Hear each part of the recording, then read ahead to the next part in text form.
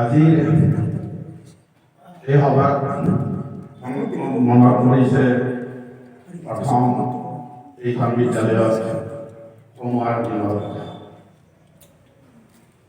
আপোনালোকে সকলোৱে জানে আমাৰ অফিচটো এইফালে হেড ছাৰ বহিছিল, সেইফালে এখন চালি আছিল, তাত আমাৰ সহসাহিত্য বন্ধু।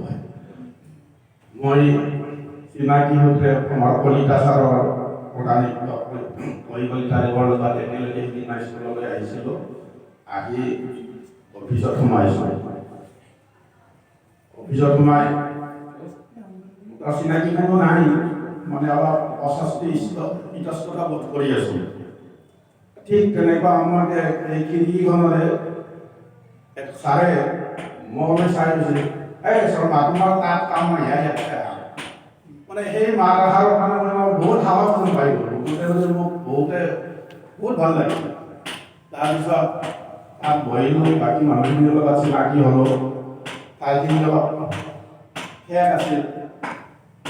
প্ৰয়াত দশৰথ শৰ্মা ছাৰ আৰু মোহন শৰ্মা ছাৰদেৱৰ মাজত মোক বহুৱাই গৈছিল।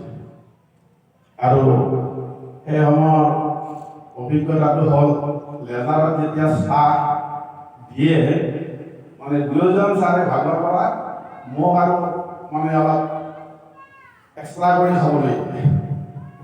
গতিকে সেই মধুৰ স্মৃতিখিনি আজি মোৰ মনত পৰিছে।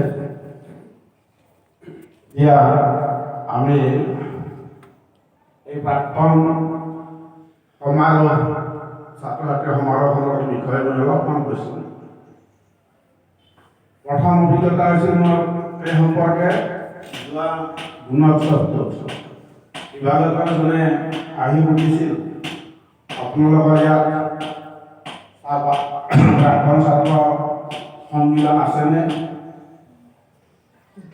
মই উত্তৰটো দিব পৰা নাছিলোঁ। শেষত মই মানে তেখেতক সঁচা কথাটো কৈছোঁ যে মিছা কথা ক'লেও আৰু একো মানে অপৰাধ যেনেই হয় যে আমাৰ ইয়াত প্ৰাক্তন সমাৰোহ হোৱা নাই বা তেনেকুৱা কোনো প্ৰস্তুতিও চলোৱা হোৱা নাই।